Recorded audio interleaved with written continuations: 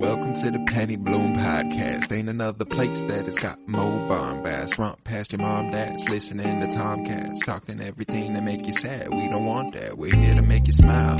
Put your mind at ease. Peace, love, and bloom, and always praise Keanu Reeves. This what we about. This some weeding now. We'll talk until we can't no more, and then we peacing out. Alright, let's go. Penny Bloom Podcast. It's the Penny Bloom Podcast. Penny Bloom Podcast. It's the Penny Bloom Podcast. Penny Bloom Podcast. Penny Bloom Podcast. Hello, everybody, and welcome in to the Penny Bloom Podcast. Today, we continue our top 100 favorite movies ever. This is part 6, 40 through 49. We're in the top 50 now. And my God, is it getting hard. I am Colton Robertson. I'm joined by Joseph George. What's up, homie? Oh, what up, what up? Always a pleasure to be here. Oh, and it is always a pleasure to have you. In case this is the first time you're joining us, I'd recommend going back and listening to the 100s through 50s, 150 through 100, the back half. Just a bunch of good movies. We've talked about, nothing but movies we love, and that's a great time. But if this is the first time you're joining us and you don't plan on checking those out until after this, hey, all the power to you. Just want to reiterate that this is favorites, not top 100 best. Neither me or Joe are equipped to tell you the top 100 best movies of all time, as we don't really think anybody is equipped for such a task. It is a subjective medium, and we are going to treat it as such by only talking about our favorites. And I think that's the more fun way to go about it anyway. But man, I've got some greats in this episode. This one was a fun, in anticipation of this, I watched, I think, 5 movies, maybe only 4 movies that were in my 40s. Okay. That were in my 40s. Mm-hmm. 2 of them elevated and 2 of them did not move. The fun fact about this episode is this is the last episode in the entire rest of the run where I have movies I've watched only once. Yeah. The top 39 I've seen at least twice, but I have 4 movies this episode, which speaks volumes about how good those 4 movies are, that they've made the top 50 and I've only watched them once. And I'm so very excited. I do have a few honorable mentions. Have you given any first viewings since last we spoke that you feel need a little light shined on them? I don't think so. I was about to start Inglourious Bastards, and then I was just on YouTube. I got down the YouTube rabbit hole, and then it was too late to start it. But yeah, no first watches for me. Sadly. I've got a few here, and I got a few revisits. I've already made use of your list for a few of my watches. I rewatched Toy Story 3 for the first time in I don't know how long yesterday, and my God, is that just a really good fucking movie, man? Like I was kind of left baffled by how good that movie is. A first viewing I took from your list that probably would have made my top 100. Zodiac, directed by David Fincher. Yeah. Never saw it. Finally got around to it. So very happy I did. It's extremely good movie. Don't know how high it would have climbed up my list, but it definitely would have made it, I think. Just a lot of great performances. I've taken a deep dive into the director Sidney Lumet, who is very, very talented. Love the guy, and he had a couple movies that were going to be in the 40s that are revisited and are no longer in the 40s. Okay. But the other ones that I watched of his were The Verdict, and Serpico, and Find Me Guilty, and The Morning After. I was like, I love this director. I'm hooked on him now. And he's got so many fucking movies. So I'll be watching as many of them as I can. And probably 2 of those would have made my top 100. I think The Verdict and Serpico. Al Pacino is brilliant in Serpico. And The Verdict is probably, it's got Paul Newman, who is awesome. Just a wonderful, wonderful courtroom drama. But the top one, first viewing, that like would have rose up my list is Lahaine. Yeah, that's what I was waiting on. French film from 1995 that has received incredible notoriety. Directed by Matthew Kasovitz, starring Vincent Cassel. Incredible movie, and I don't want to speak too much on it, but it had an ending that just left me speechless, which is like literal gasp. A gasp left me, and I like immediately like balled up and went into armadillo mode and was like, oh my god, no, you know. So it's just a brilliant movie, and I can't recommend it highly enough. So yeah, that would have been top 20 if it were to join a list, but it shan't, you know. Yeah. After talking about it, that was the one that I'm very interested to watch. Like I'm very intrigued to watch that movie now. It is so fucking good. Can't recommend it enough. But let's get on with the 40s then. You know, we're in the top 50 now. What do you got at 49? We are, and this is the last Pixar movie for me. It couldn't rise too high. You know, it broke the in-game barrier, but I couldn't really put it too much higher. But it is my favorite Pixar movie of all time, and that's WALL-E, 2008, directed by Andrew Stanton. I don't know. I remember just watching this one at very first. I just immediately loved this movie. I think like WALL-E's just the cutest little robot there is. I don't know. I just love the look of WALL-E, and then like the whole movie, like the whole concept of the movie that, you know, humans trashed Earth, just over a long span of time. It just kept getting worse and worse, and they had to leave. They're on their spaceships, you know, and everyone's in their floaty chairs, drinking their food smoothies or whatever, you know, and like just living. I mean, not gonna lie, it looks pretty sick to live in that ship. Like, I mean, I'm not about to say that I wouldn't want that life. But you know, the movie, it goes to speak for just the destruction of Earth and all the industrialization, all that sort of stuff. So I automatically love it for that. And then just like the little love story that's in there too between WALL-E and Evie, and I don't know if it's Eva, you know, I love WALL-E. It's crazy that like my favorite Pixar movie has like the least amount of lines out of any like Pixar movie there is. Like a lot of visual. It's a visual experience more than anything. Yeah, it's just very silent, and you know, you get a few little like robot, you know, words in there every now and then, but it's like it's very non-spoken until you get to the ship, and then you have humans, you know, to talk about things and stuff like that. But yeah, I don't know. I just adore this movie. I mean, it's probably my most watched Pixar movie if I had to say. It's a very comfort movie for me. I watch it quite a lot. I'd say probably about a month ago would be the last time I did watch it. But yeah, I love WALL-E. I don't know. I'm looking at the actors for the first time. Ben Burtt as WALL-E. Ben Burtt.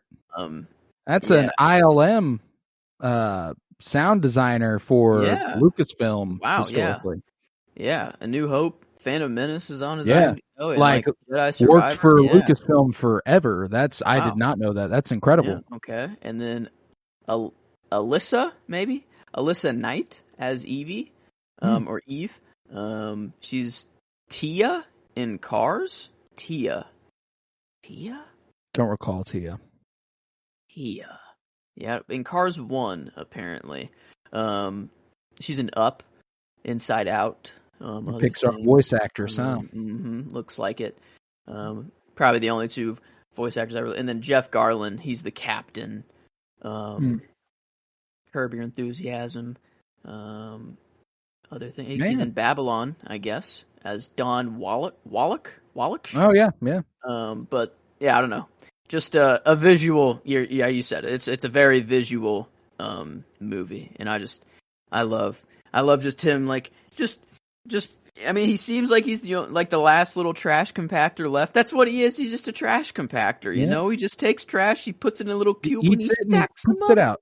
Yeah, he just stacks them up. He makes his own little skyscrapers out of trash, and his little collection that he has, and his little his little like home base. I don't know what to call it, and he has just a bunch of different artifacts and stuff. And he's got gadgets and gizmos aplenty. Oh yeah, he's got hoots and what's it's galore. and he stumbles Little upon Mermaid. a plant, and he's like, Yeah. "Oh, this is different. This is special." Yeah, No, man. I haven't watched WALL-E in too long. I think it's been a while since I have, but I do love that movie, man. Yeah. There's so much to like about it. The last time I caught a little bit of a Soul movie was actually this morning.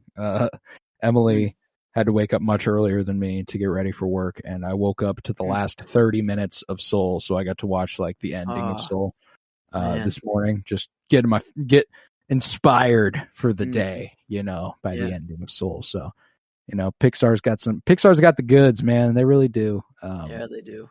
And whenever they do innovate like that, like with Soul and with WALL-E, I'd say, that's when it really, really stands out. Well, I did watch Toy Story 3 yesterday as well. So, there's also that. They got the juice. Yeah, they do. They know what they're doing. But yeah, WALL-E, it's only, it goes Soul, Endgame, and then WALL-E. So, I mean, they're very close. Soul very and close. WALL-E for me. I think WALL-E I've seen it a shit ton more. It's more of a comfort movie. Yeah, nostalgic classic as well. Exactly. At least when we were younger. What was that, 09? 08.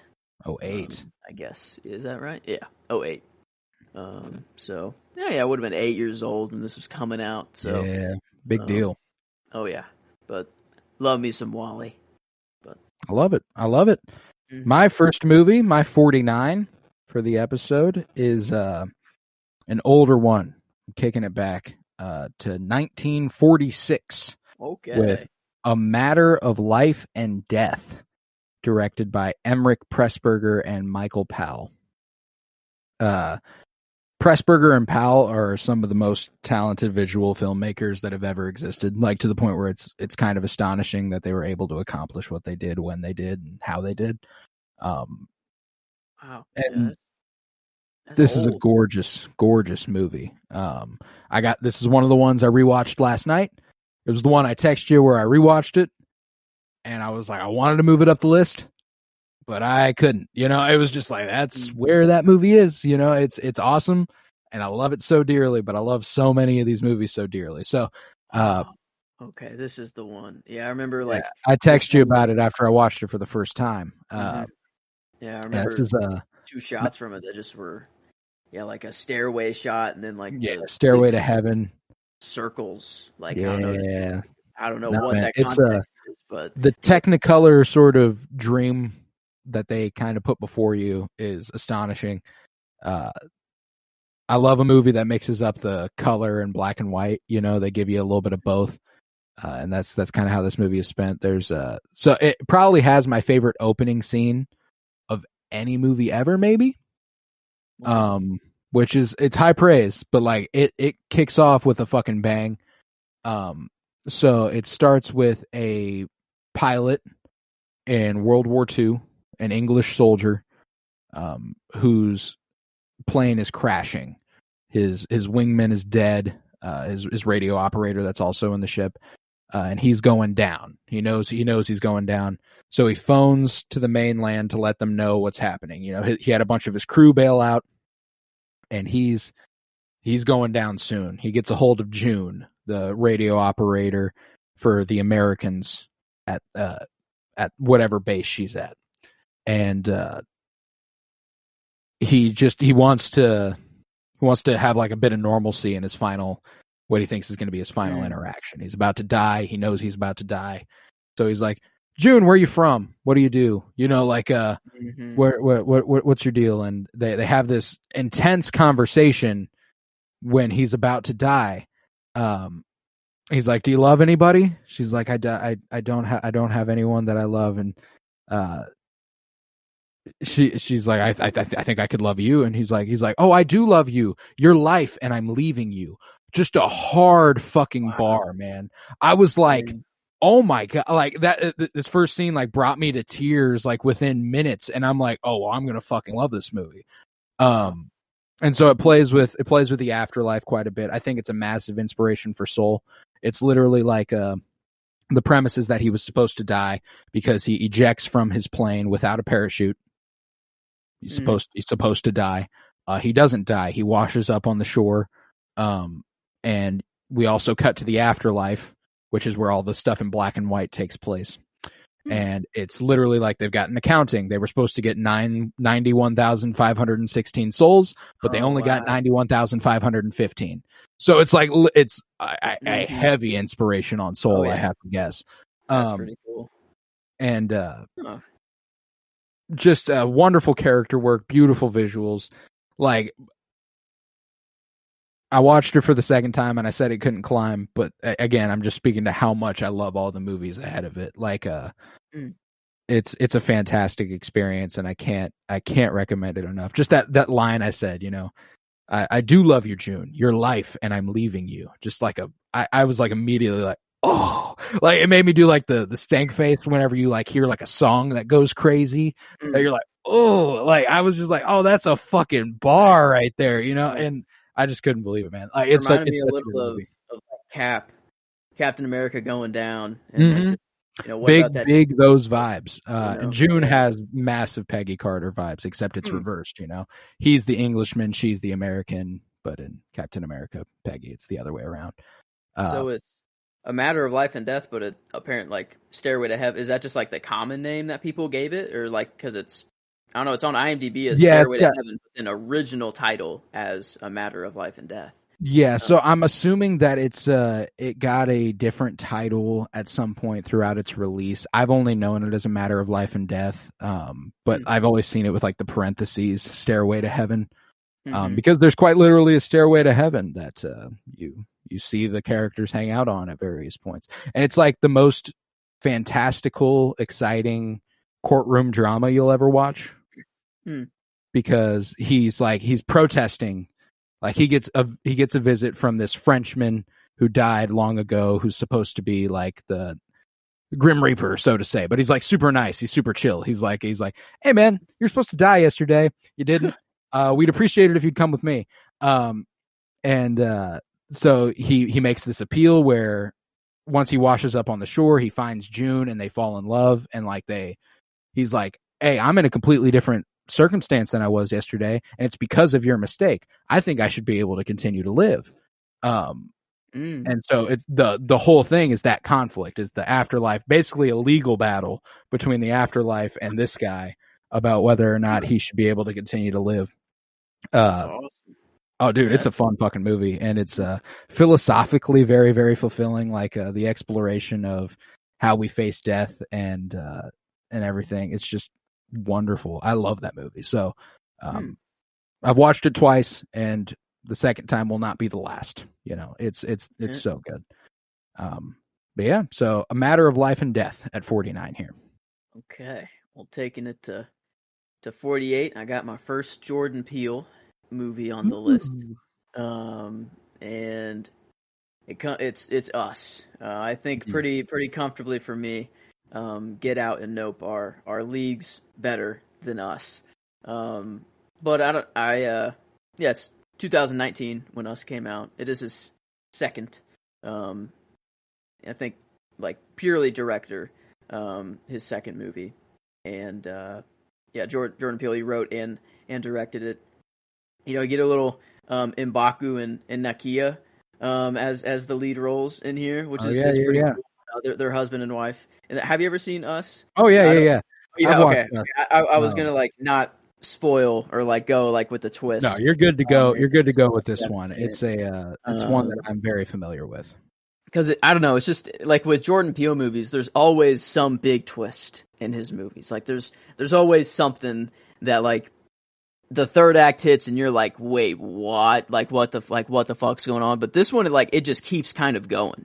Like it's like there's the twist that like, okay, there is like a doppelganger or like another version of you know, just in this underground whatever. Like there's a lot of things that are just left unanswered that it's better just kind of not to think about, or else there's some plot holes that you can kind of poke and stuff in this movie. But like, you know, just okay, there's this other version of you out there, and then you know they just start to come up and terrorize the family, and then you learn like, oh, like it's some weird like government thing where they cloned everybody, but then they couldn't like clone their soul, so like they just kind of abandon all these clones. You're like, what the fuck is going on here?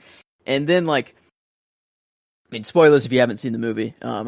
probably be spoiling every single movie on this list anyways. But like you find out that like I forget her character name in the show. Let's see. Adelaide? Yeah, Adelaide. But like Red is like her alternate version that's like in the upside down, I guess if you want to call it. But it turns out that they switched in their childhood years. Like they made the switch. So the upside down version went into the real world, and then the real world version went into this upside down version. And then it's like, you know, it's this whole just question, like, I don't know, weird philosophical questions of like, you know, this is a clone without a soul that ended up in the real world, blended in fine, you know, and like, well, that's like contemplating that, like, are we all capable of this sort of thing? Yeah. If brought to it. Yeah, no, it's a fascinating movie, man. It's one that I've only watched once and doesn't quite make my top 100. I do have both Get Out and Nope, neither of which will be this week. Yeah, they're much better. Like I love Get Out and Nope on a whole different level than Us. But I think this was actually my first Jordan Peele movie that I did watch. Get Out wasn't my first. I watched Get Out after Us, and I just I love his style for horror. He knows how to build like suspense just slowly over the whole span of the movie. Like if he does a jump scare, it's like, I don't know, he doesn't really rely on them at all. It's really the situational horror that is like what he builds off of. And I don't know, just like anytime there's someone standing outside of a house, just still with like a weapon, like they're just standing there staring into the house. Like that's, I don't know why that just gets to me so much. But in this one, you have a whole family of 4. They're all their doppelgangers are like standing out there, and like, you know, they slowly kill each of them over the span of the movie. Do you know, it has not left me. Looking in mirrors.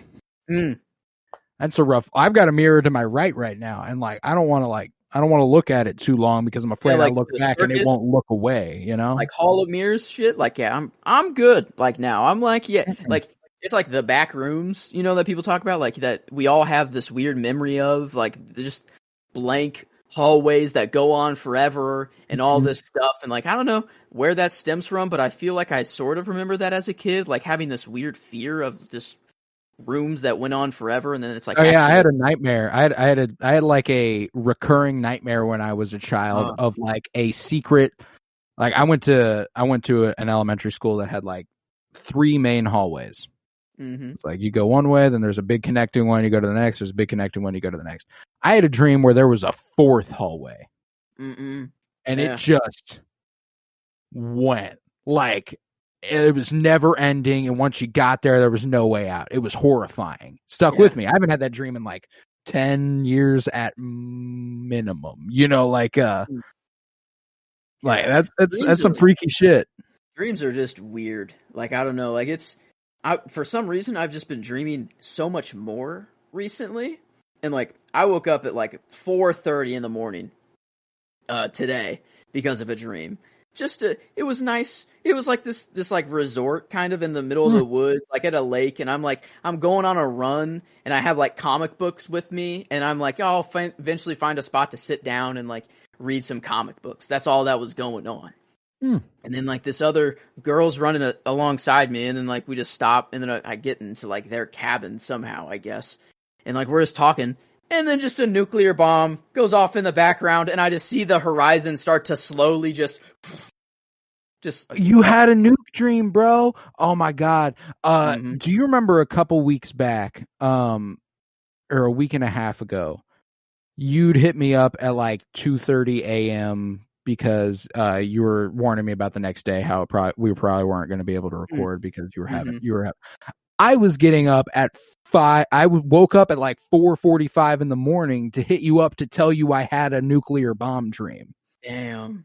Yeah. That's like, and I was like, cause I'd just seen Oppenheimer the night before, and it really shaken me to the where I was going to text you and be like, you know how good, and then I was like, well, this is of little importance now. I'm gonna go ahead and wish my boy good luck, and you know, like that was where I was at. But it, like, very vividly watched that happen and was like, oh yeah, no, this is.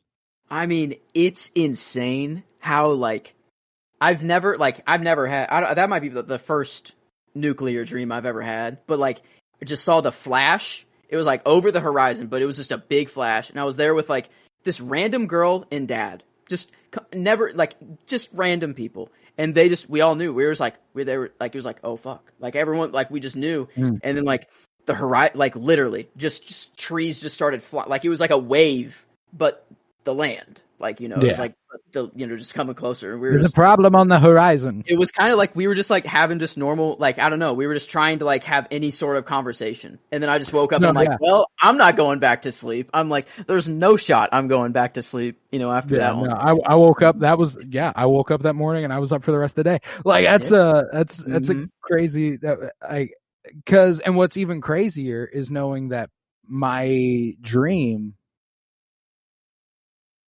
not at all what that would be like, like it was freaky, but it's not even that tame. You know what I'm saying? Like it's even more horrifying than that. Like that's crazy shit, man. Yeah, that's crazy shit. Weird dreams. I don't know. Maybe there are some actual view, like after that Doctor Strange movie of like your dreams are just your multiversal self. You're just in a different state of consciousness, whatever. It's like, I don't know. Every time I have a dream, I'm just like, what is it trying to tell me now? What's going on? I'm like, I'm looking at the news. I'm like, okay, please tell me nothing actually happened in the world. I'm like, I'm freaking out for a little bit. I just went outside. Having some weird connection to some actual event. No, I get you though. No, us, man. That's it'll get you to contemplate how freaky shit is just every day, man. But yeah, I don't know. Jordan Peele just has a way of, I don't know. Itching that horror bone. I love horror movies, and he has a way about him. Oh, he does. That I love, he does indeed. But no horror movies for me this week. I don't have any horror. But I do have a bit of a romance flick in my next spot. Okay. My 48. Quite the change up. Quite the change up. This is a Chinese film called In the Mood for Love from the year 2000, directed by Wong Kar-wai. You may recognize the lead actor in this movie, Tony Leung, who played Wenwu in Shang-Chi, The Legend of the Ten Rings. But this might be the swooniest movie that exists. They are longing in this one, man.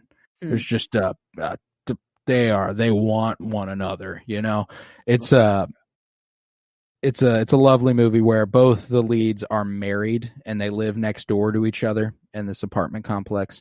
Tony Leung's wife is having an affair with the lead actress's husband. So they find solace in one another as they kind of put the pieces together, and they spend time with each other trying to rectify their self-esteem a little bit, try to feel better about themselves through each other, and practice like confronting their spouses with each other about it. But as they do this, they continue to fall deeper for each other. But they decide that they can't act because they're not them. They're not them. They won't stoop to that. So but they want each other so bad, but they principally, they can't do it. And it's, Wong Kar-wai is a brilliant visual filmmaker. Just absolutely gorgeous movies. And this is one of those ones that I've only seen once. And if I saw it another time, I have no doubt it would be higher on this list. A rewatch could benefit it like crazy. Has one of the most beautiful musical motifs I've ever heard. Just absolutely gorgeous. And again, visually, just a brilliant filmmaker. Another one that's quietly one of my favorite directors of all time. Just kind of, he's made some beautiful movies. 2046 and Happy Together. That's another good one. I like that one a lot. That's another one with Tony Leung. Actually, they both those movies have Tony Leung in them. So, great filmmaker. And In the Mood for Love, definitely my favorite of his. And I cannot wait to watch it again. It's one that I've been like, the last couple nights, I've been like, maybe I start this. and then like 20 minutes I'm tired as fuck. So I've gotten like 15 to 20 minutes into it like 2 nights in a row and been like, I can't do this. I gotta go to sleep. Yeah, better to fall asleep that early on than because like there's a certain point where you pass like a threshold where you're like, well, now I'm like too invested and I gotta stay up, and it's like, but yeah, at least not too far in. But yeah, I don't know. I gotta get a little more romance movies under my belt. Fun, category that I haven't dove too deeply into, but. Yeah, I think that'll be my only romance for the episode. But that's the one this week. I've kind of had an on and off one with that. I had Before Sunrise and Past Lives already. Yeah, no, it's Romeo and Juliet in the 70s. See, I'm trying to see if I have one per. None in the 80s. And yeah, I guess yeah, kind of like my one space movie per 10. I guess my Wally kind of already did it. Yeah, there you go. So I already got my space one for the 10 this group of 10. Oh wow, actually the next episode won't. I'm a liar. I don't have a space movie in my nothing in the 30s, huh? I do have a space movie in the 30s. So thank you for making up. Yeah, I'll make up for it. I got you. But yeah, what's at your 47?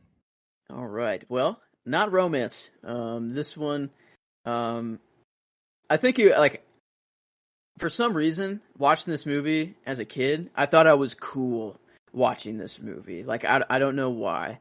But then as I've grown, I'm like, okay, this actually is just a pretty good movie. It is 1999's Fight Club by David Fincher, and it's actually his birthday today, I think I saw on Twitter. Happy birthday, David. I think so, yeah. And as of the day of recording, yes, Monday. Yeah, yes. Which is just pretty cool. Weird coincidence that happened there. But I don't know, Fight Club, it was like a movie that has a twist in it. Like, I don't know, I think this is one of the biggest like twists that I can remember. In movies, like just in general. Like, I didn't really get the twist of, Vader being Luke's father. I just watched Empire. I'm going to Return of the Jedi yesterday with the fam, and yeah, it's like the twist comes, and it's like, yeah, well, I don't know, it's just kind of common knowledge at that point. But this, I remember like seeing this for the first time, and I was just like, oh, like what, like holy, like it changes everything about the movie. Like when you watch it again, you're like, I can like. It's kind of one of those movies where I wish I could see it for the first time again and experience all. I wish I could too, because I watched this for the first time when I was probably 13 or 14, and I watched it again when I was like 16 or 17, and I got it, but I know it would hit so much harder if I watched it now.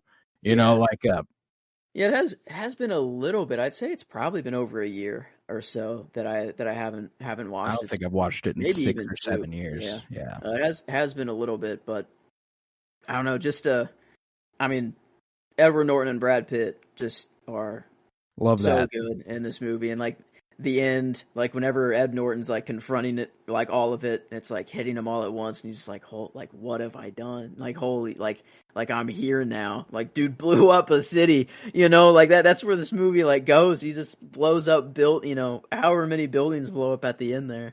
Started a freaking cult. Yeah, just added just a little underground fight club, And like I don't know, I always like I thought it was cool, like rule number 1, Fight Club, you don't talk about Fight Club.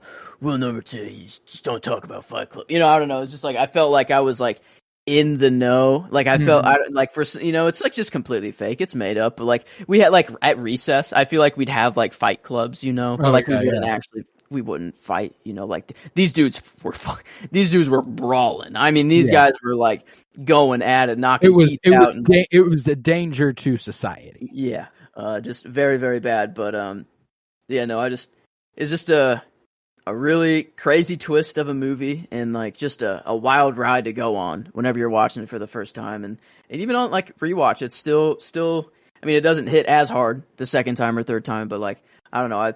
I just, you can appreciate the performances more, and then like just thinking back, like, oh wait, yeah, this dude's not even real. Like Brad Pitt's not real the whole time, just completely made up in Ed Norton's mind, and you can just think of how he's like making himself crazy over the whole span of the movie, and just I don't know, really one I'm definitely gonna have to revisit soon. But just a super fun movie, and And yeah, 1999. Definitely didn't watch this. I don't know. I wasn't allowed to watch it. I'd say for quite some time. Maybe that's why I felt like I was a little like I was on the dangerous side of watching this. I feel like I don't know.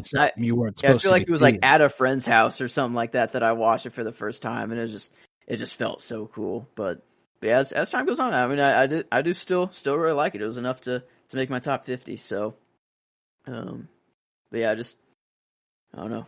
Not really much else to say about it, I guess. It's kind of a weird movie when you think about it. No, yeah, it's one that I just haven't seen in years, man. Mm-hmm. I desperately need to rewatch it. And I plan to ahead of the Killer with Michael Fassbender. New David Fincher one later this year. Very excited for that. Yeah. Yeah, talked about that last week. I think you had Zodiac last week, right? Mm-hmm. Yep. That was my 59.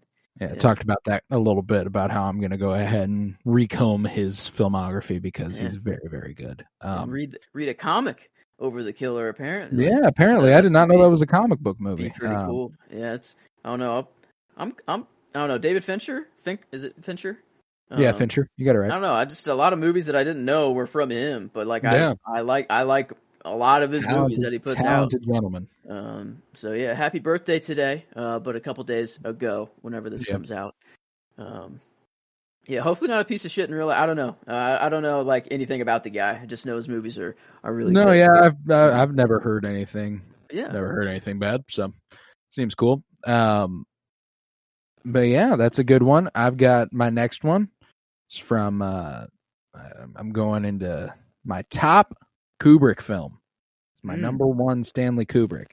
I already said The Shining, and I already said 2001: A Space Odyssey. That was last week. Mm-hmm. This, I'm going with his Cold War dark comedy from 1964, Dr. Strangelove, or How I Learned to Stop Worrying and Love the Bomb.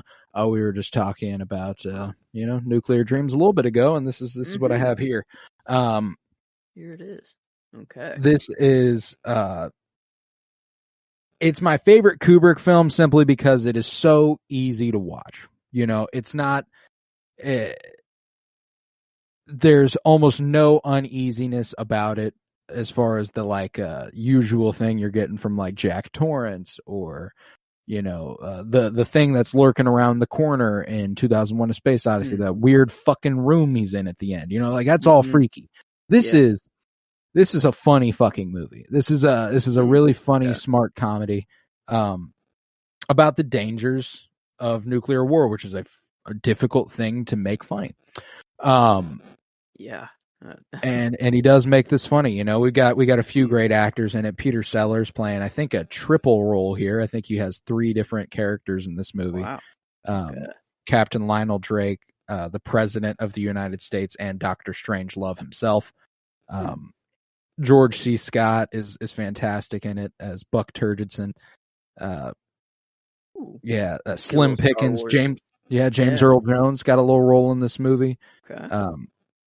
Basically, the premise of this movie is that America has buried deep within its articles for nuclear war, like its methodology, is that in the event of an attack on the United States, on Washington, D.C., there is a plan in place where any general can order a nuclear hit on an opponent. If they're not in Washington, D.C., and there's no one to pass that order down because everyone in Washington is dead. And so some general and no attack was made on Washington. Some general somewhere hated the Ruskies enough to go ahead and call in Plan R, which meant, we're going to go drop a bomb on Russia. Ooh. Now, what they don't know is that Russia has been developing a failsafe where if they are attacked, it will destroy Russia and it will destroy the world. That's the thing. And they're like, well, why the fuck would you not tell people you have that? That's the point of having that. It was going to be announced Monday. Oh. That's the whole premise of the movie, is them trying to figure out how to prevent this attack from happening, how to get a message to the people. James Earl Jones and Slim Pickens being of note in that the plane that's going to drop the bomb. That's a pretty Star Wars name too, Lieutenant Lothar Zog. Yeah, there you go. That's a pretty Star Wars name. There you go. Yeah, no, I fucking love this movie. I could watch it again and again and again. I've only watched it twice, and it's one that it was my third Stanley Kubrick movie before I watched it a second time, and it quickly became my first after I watched it again. And I'm sure if I watched it again, it would climb even higher. Like it's such a good movie, and it's got a pretty decent level of entry. Like I think that you have to have a decent amount of knowledge or interest in the Cold War era to really appreciate the story, I think. And the fact that this was released in 1964, the heart of the Cold War, is pretty substantial, I would say. Yeah, like, I mean, I had a dream about it, but like people were probably actively thinking about it, like through. Oh yeah, no, like it was a norm. They had drills like the way that we have active shooter drills at school now. They had drills and what to do if there was a nuclear attack from Russia. Get under your desk, you'll be fine. It's like sure. Yeah, that's eesh. I don't know. It's just a scary thought, like apparently we've been saved from nuclear war twice that we know of, like that it like almost happened. Like, I mean, the keys were almost turned. They were told to turn the keys, but then the guys there were like, this can't be right. Like, no, like I can't do it. I remember, I felt like it was in some movie that I watched where that kind of happened, where it was like, oh, Mission Impossible, maybe. Was it? X-Men First Class. Okay, I don't know why I thought Mission Impossible, but like one Mission guy was Impossible like, does deal with some nuclear war later on. Okay, it was X-Men, yeah, and it was like, but the one guy was just like no, this can't be right. I'm not gonna do this, and like they were like, no, you have to. Like, it's like apparently that's happened. The Cuban Missile Crisis, man, like that was like whoa. Like, we were damn close to destroying the world. I believe we've started a chain reaction that will destroy the world. It's so and this would make an excellent double feature with Oppenheimer. If you wanted to, it's if you want to cool down with a light response to the heavy ending of Oppenheimer, just kind of like and it's light, but it's also like it's still reminding it's scary. You like it's like, well, this is not impossible. You know what I'm saying? And that's what makes it terrifying. And that's so you think every rich motherfucker's trying to get off the planet. It's like I mean, it's better just kind of not to think about, because what control do we have at all? Not much I can do about the nukes, man. I wish we could just send them all up. Just send them all up at once into space. Forget about them. Whatever. I wish the aliens just come down and just like, I don't know, put some child lock on them to be like, oh, well, now they're all duds. Haha, you guys suck. Or something. I don't know. Yeah. But, yeah. This, I mean, like, you got. Is this where the shot comes from? The dude riding the nuke down? And he's yeah. That's what this I just saw that in there. Oh, that's funny. Yeah. Okay. It's, it's a good fucking movie, man. And, they got a character who's Jack D. Ripper, General Jack Ripper, is the one who orders Plan R for the nuke to hit, and it's just because he's become so jaded by the anti-communist propaganda of the time that he's like, we got to do something about this or else nobody will. He goes up to his English group commander. He's like, you ever heard of the fluoridation of water? He's like, you ever wonder why I only drink rainwater? It's because the stuff in our pipes, it's got fluoride, and it makes you more susceptible to the ideas of communism. So he's just a big old conspiracy nut who is very, very ready to, end Russia. So, it's a good fucking movie, man, and I strongly recommend it. Yeah, I don't know. I got 3 Kubrick movies to go for my list. Yeah, you haven't gotten to any of them. No, I haven't, and they're all pretty close together. But Yeah, this is one I definitely need to add to my list for sure. So yeah, okay. Well, moving on to a happier note. And this one, it was written. This one we covered in our two film. It is Slumdog Millionaire, 2008, directed by Danny Boyle and Loveleen Tandon. I'm not sure. Tandan, yeah. But this, I don't know. It was one that surprised the hell out of me whenever we got to it on the 52-year journey, and I remember like just taken away. Like I've heard about the movie, and I knew like Who Wants to Be a Millionaire. Like I only knew about like the millionaire aspect of it, and that was it. And but I had no idea everything else. And it was just a devastating movie to go through, but then the ending just kind of makes it all worth it. You know, just them getting together. You know, him just. It doesn't even matter, the $1 million question. You know, like it doesn't matter at all. She the phone. She picks up the phone. That's it. Oh man. That's it. And the thought that like she wasn't gonna get there in time to pick up the phone. Dude. They led you on there, and then no, she picks up the phone. They meet in the train station, and it was written. You know, like it's such a beautiful movie. And it is, man. That's a wonderful movie. Yeah, like I remember I was just going down, like whenever I was first making the list, I was just going down the whole 52-year journey and like just picking some that like I knew had to be there. And I'm like, oh, like this one was just one where I'm like, man, it's such just a surprise whenever I first watched it. But then like, you know, it's, I think I've seen it only twice. I think I've only rewatched it one time after. I have not rewatched it since. Wow. Yeah. I don't know.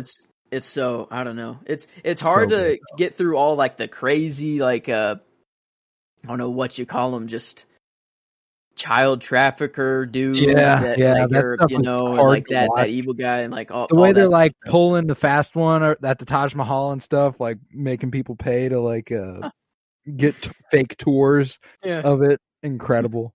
Man, it's a great movie, man. Yeah. No, I don't know. It's just an eye-opening movie too. Like I don't know, just to see like that stuff just going on the other side of the planet. That's like still there's places like that still today. Man. You know? Like whenever it does that at the end, I just fucking lost it, man. Yep. I was like, no, God, I love it. That was such a good movie, man. Dude, yeah.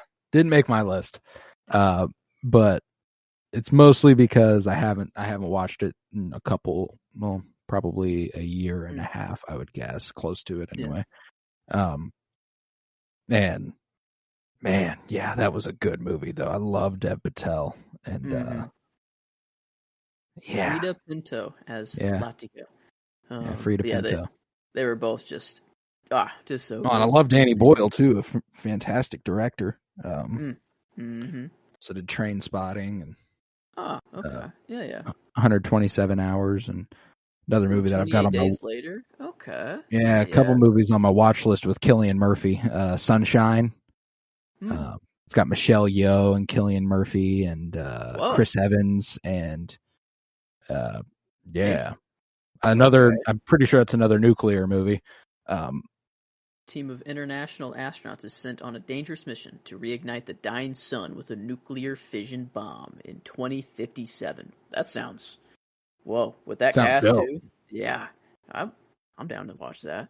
Yeah, Killian's just Rose blue ass eyes are in the poster too. Just like what this is, I don't know. But man, this Danny Boyle. Yeah, I didn't realize he's got it on him like that. But okay. Hiroyuki Sanada's in that one too. Yeah, that's Benedict Wong. You got Wong in there. Mark Strong. Mm-hmm. Yeah, crazy cast on that one. I want to watch that real bad. But Danny Boyle, he's got the juice. He definitely does. But that's a good one. Slumdog Millionaire, man. One that's a long walk for a short drink of water for me. You got to go through hell. Yeah, that's kind of true. To get to the good stuff at the end. Kind of like a Gladiator-esque, you know? Yes, a little bit, but I'd say it's better throughout the whole movie than Gladiator. Mm-hmm.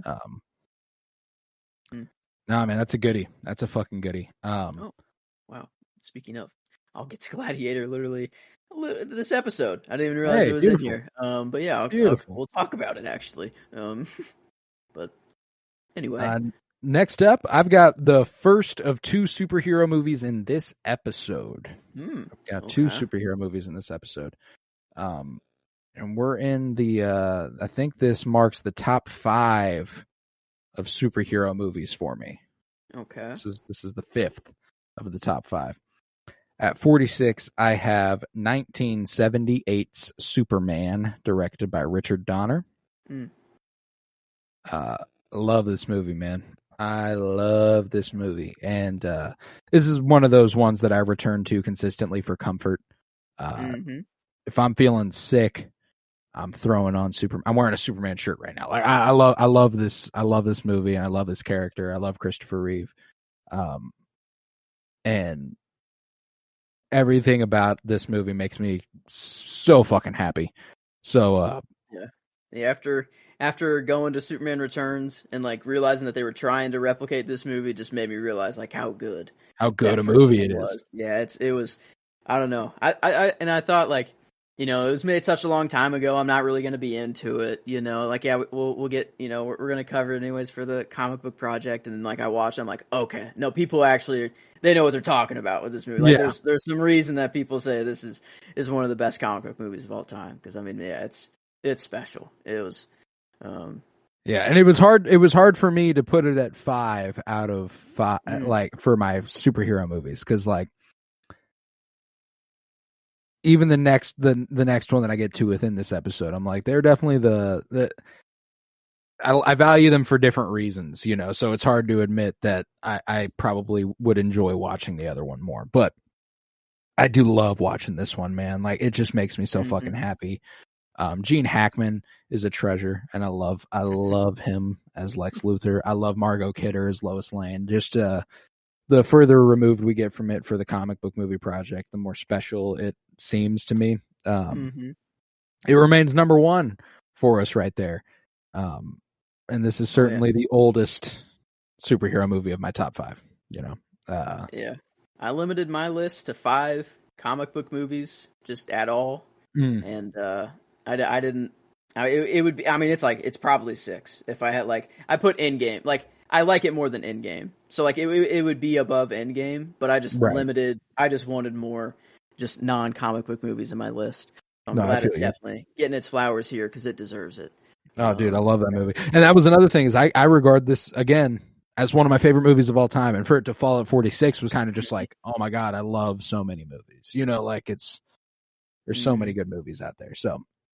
Yeah, I got Superman 78 at 46. Man, that's nice. And we'll get to the Donner cut here too, so we'll see. Yeah, this Friday. One was supposed to go. I don't know. I'm excited to finally get there and watch that too. But yeah, that's a special movie.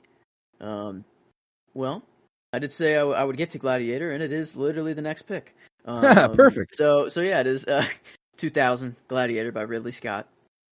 And I remember when we were covering this, like how it was like undoubtedly like the costume design, like just I don't know. This was just they were eaten with this costume design like throughout the movie, and just visually, just how it looked was amazing. The sets that they had was one that was on the living. My dad was watching not too long ago. Actually, he loves the war movies. I think he's watched like Troy probably like 5 times in the last month. Gladiator was up there as well. And my dad's not usually one to pick up on like how good a movie looks, but he like while watching this movie, he even like just said out loud, he's like, "Man, this movie just looks so good." And that's, I don't know, it is just true, and it is a movie that the ending definitely saves the movie a whole lot. And I mean, I guess like upon rewatch, I wonder how much that will change. It has been, I think I have rewatched it one time since we did cover it. But it's still, I mean, probably been a couple months, if not a year, that I have watched it. But man, I don't know, it's a war movie. I usually don't like the war movies, but this one just had something different about it. And Russell Crowe as Maximus is just a treasure in this one. And then Joaquin Phoenix as Commodus is equally as good of a villain in it. So yeah, I just 2000, my year, my birth year movie that we covered for the second 2000 movie on this episode. I did In the Mood for Love, which was 2000 as well. So this is you've got two 52-year journey through film movies. So far, do you have any more? In this episode, one more. Okay, I have two. I have two that I'm yet to get to. So and my next one is the first of those. At 45, this is where I have Kill Bill, Volume 1, directed by Quentin Tarantino from the year 2003. I fucking love Kill Bill, man. And this was one that was much lower on the list, and then I revisited it, and it shot way fucking high. I think this was in the 80s, and I rewatched it ahead of the 80s, and I was like, well, that's fucking wrong. It got to boost up the list up into the 40s, and Uma Thurman is masterful as the bride, as Beatrix Kiddo. This is kind of the representative for both movies. If I'm gonna go ahead and do like the super cut of the movie where it's just both of them pushed together into one movie. How they should be viewed. Yeah, honestly. Yeah, no, it's so fucking good. I mean, but specifically one hits for me in a different way. I think I appreciate the resolution that 2 provides. And. But that cliffhanger at the end, tell me, does she know? Does she know her daughter's alive? Cut to credits like, okay, I fucking love this shit, bro. Yeah, no, I mean, the crazy 88 and her facing off with him in that restaurant and God, yeah, that scene alone. Or spanking that kid like, go home to your mother. Fucking amazing, dude. Her facing off with Vivica A. Fox and Lucy Liu, and just so much to like in that movie, man. Like, he literally had to do that fight in black and white so that it didn't get an NC-17 rating. Wow, that much blood. That much blood. It was too much. He had to do it in black and white, or else it was not codified to be released as a rated R movie. Yeah, she killed 88 people there, yeah. I mean, a literal massacre. So she just went to town. When Lucy Liu cuts that dude's head off and is like, if any of y'all ever bring up my heritage in a negative way, this is what happens. Yeah. Fucking outstanding, man. No, like, that's a movie that I could watch again and again and again. And just another one. Like, I watched this relatively recently, but I think I might have even been conservative when I only put it up this high. Like, it's so damn good, and I love it so very much. And I remember when we visited it for the 52-year journey through film, and just kind of being like, God damn, what a fucking movie, man. Like, it's just it's so good. I enjoy it a great deal. So I went Kill Bill Volume 1 for the 45. 5, yeah. I got a next episode, so not too far off, but I think I originally had it up in my 20s or something like that, and then as I kept adding movies, I'm like, okay, I don't know, this got to go above it, but found its way down to the 30s, but still, I mean, it's still up there. It's awesome. And yeah, I don't know. I'm definitely gonna. That might be my 30s rewatch. There's one other one that I'm definitely gonna have to rewatch in my 30s, for sure, 100%. But that might be the other one if I have time to get to it. But yeah, okay. We're on to 44, right? Yeah, 44. I think you already said it. I believe, maybe. Yes, you did. It was your 52. But this is where I have Shutter Island. I think my first Scorsese, on my list. I could be wrong, but this is 2010 Shutter Island by Scorsese. Trying to think if I had any. No, you don't have any. I think that's it. Yeah, I don't think so. But yeah, my first Scorsese don't really have a lot of Scorsese, but we'll be getting there after this project's over. We'll be getting a whole lot of Scorsese, in preparation for Killers of the Flower Moon, which I'm ecstatic for. But Shutter Island was a movie. I mean, came out in 2010. I'd say the first time I watched it was in my young teen years, and I didn't really understand it fully the first time, but I knew there was like some sort of big twist at the end that like I didn't really understand what was going on. But then I watched it again this year, and I'm like, oh man, like yeah, this movie is I remember it being good, and then I watched it again, and I'm like, yeah, no, came back around, and I realized that I do like.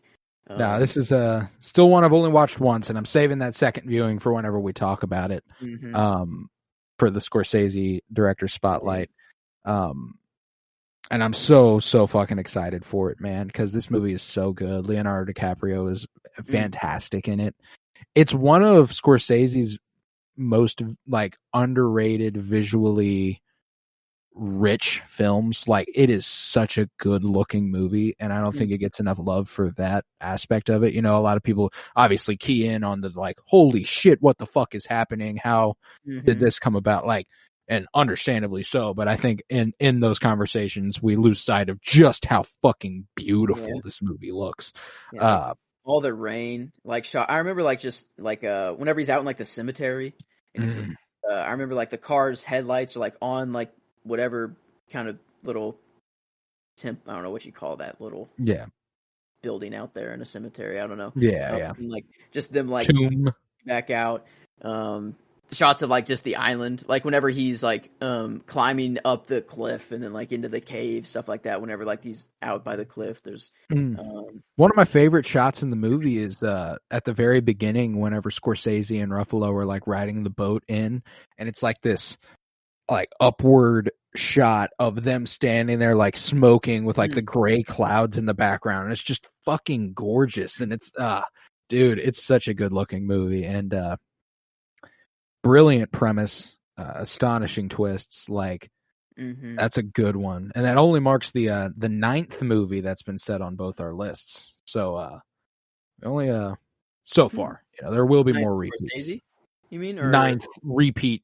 Like I said it, and you said. Okay, I was gonna say, I'm like, man, have you said that many Scorsese movies yet? No, I've only said one Scorsese movie, and I only have two more. I only actually have three Scorseses in my top 100. Which, when I added it up, I was like, that's shocking. You know, I thought for sure I'd have more Scorsese, but you know, it's just how the things fell. Yeah, not too far of a gap actually. Yeah, we're getting a little more repeats in here now. I feel like it'll be kind of common the more we go up. The closer and closer we get. Yeah, Gladiator and Shutter Island both this episode. But other than that, you've said 4 movies that aren't on my list at all this episode. Wally, Fight Club, and Slumdog Millionaire. I don't have any of those, but nevertheless, I'll push forward to 44. And this is my second comic book movie of the episode. It is 4th in my top 5. And it was granted a revisit recently in anticipation of another massive film. And I had to go ahead and acknowledge just how much I love The Dark Knight from 2008, directed by Christopher Nolan. Okay. Man, that's a good fucking movie, man. Yeah, it is. It's of high quality. It is cut from a different cloth, if you will. It's extremely good, and this is, you know, the contrast to Superman for me. Like I like watching this movie for completely different reasons than I like watching Superman. You know, Superman provides me comfort. It makes me extremely happy. The Dark Knight, I'm just more in awe of the storytelling going on. Like, it's just the quality is so there that it's like, oh man, this is a good fucking movie, man. Oh yeah, it'll be repeated, but not for a while. I figured not. It's such a good movie, man, and it's one that I had. There's another one I had much lower, then I revisited it in anticipation of Oppenheimer and was like, all right, Yep. This is going to go ahead and Kinda shoot is way to just fuck up like the that. list. Yeah, Yep. I don't know. And Christian Bale does a phenomenal job, but like whenever he is kind of the weakest part of the movie, and like it's just insane. Like the villains in that movie. Well, when Batman is one of, and they don't do I think they definitely take liberties with Batman to a degree, but it's one of Batman's weakest movies as far as being the main guy, and I don't think they do him a disservice. Like they do a good job with Batman. It's just that there's so much else going on that's so compelling. And that's brilliant, man. The fact that it strikes this like secret spy film at one point, Batman travels to fucking China and breaks into a building and like steals Batman documents. has no jurisdiction. Yeah, man, that's fucking pimp. The dude who tries to blackmail Batman, and he's like, "I'm sorry. So you're saying that the billionaire who you believe is Batman, who goes out in the night and beats criminals to a pulp, you want to blackmail this man?" And he's like, "Oh, it's okay. That's okay. I'll just go ahead and leave." Actually, you can keep these. You can actually keep the blue. You know what? I'm actually good. I didn't really think this one through. I'm still gonna go on live TV and spoil who it is. Oh, whoopsies! The Joker wants me dead now. You know, his life really just fell apart. Ruin the fun. Yeah. Heath Ledger's brilliant. A brilliant portrayal of Harvey Dent as well. Just one of the things that people kind of take from Joker that I think gets misconstrued is how dark and serious he is. This dude's fucking hilarious in this movie. He is so fucking. I want to make this pencil disappear. Yeah. Wow. Ta-da! Gone. Yeah, it's like I don't know. Whenever the dude's like, "You think you could just come in here and do this to us?" and he's like holding the pen. He goes, "Yeah." It's so fucking funny, man. You think you could just steal from us and walk away? Yeah. He's got his half of the money stacked up in a pyramid. Lau's just sitting on top. He just chucks, just laser beams him in the face with like a rack of $100 bills. Slides down the pyramid and sets it on fire. And he's like, "You see, this doesn't even fucking matter. Yeah. I'm a man of very simple taste.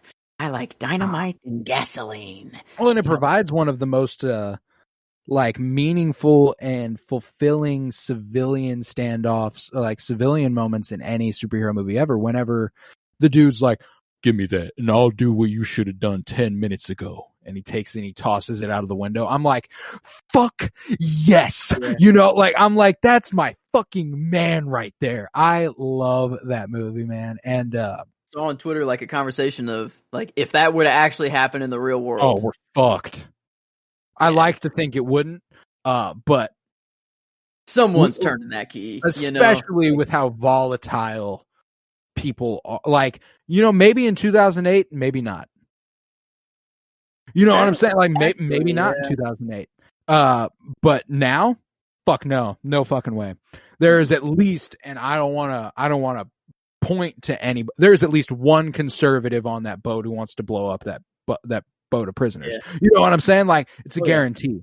And I wonder like if he's actually telling the truth. If like you turn the key and it does blow up the other boat, or if it blows up your boat. We never got to really see what happens, but like I wonder if he was actually telling the truth, I'd say so. He's a fucking liar, man. Like that's one of his defining attributes is that he lies blows up both. Anyways. Off. Yeah, maybe it just blows up both. Anyways. Yeah. So like who knows? Just an agent of chaos. Yeah. Introduce a little anarchy. He gives the gun to Harvey and he's like Harvey could have blown it. Like Harvey was gone at that point. Like Harvey he just could have so easy. But you want to know how I got these scars? Which one's the real story? Are they all made up? Are any of them real? Who knows? Yeah. He's a liar, man. He's fucking good. It's a brilliant movie, and I enjoy it way too much to have not included it. But it's out of the 5 comic book movies I chose, it was in there for sure. This one was a pretty early edition, so Yep, I've got it at 4th out of my 5. As far Just as my a few others go. that hit me a little bit more in the heart. This one's more than anything just admiring how good it is rather than how much I love the movie. The other 4 comic book movies, it's like, well, I just fucking love these movies, So had to get them in there. But Dark Knight. Well, switching up from the dark gritty of the Dark Knight, it's my one and only Wes Anderson of this episode, and then we'll I don't think I have one next episode at all. It'll be until the 20s till I get to him again. But this is where I have I'm much higher than you. I believe. I don't know. I think this is the most the most we differ of any Wes movie, I think. And this is where I have Isle of Dogs, 2018. I don't know. I just.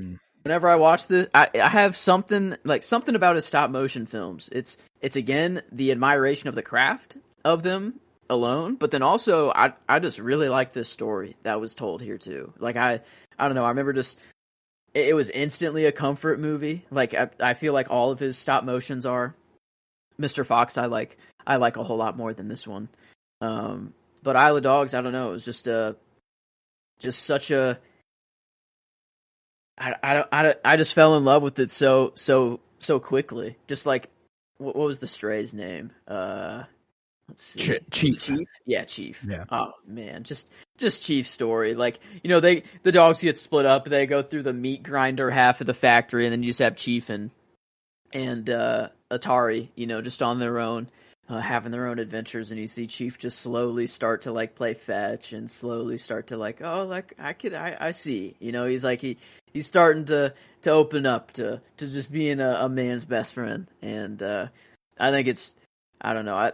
As far as Wes movies go, it's kind of like middle of the road for me. Like I did have, like, I think the last Wes movie I mentioned was, let's see, it would have been Life Aquatic, which was down at 60.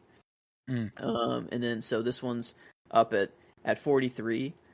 So, quite the jump. And then, not another one until, let's see, 27 would be my next one. So it is kind of middle of the road, but still kind of up, up there, closer to the upper ones. But I don't know. I dig it. So Isle of Dogs at 78 and 43, huh?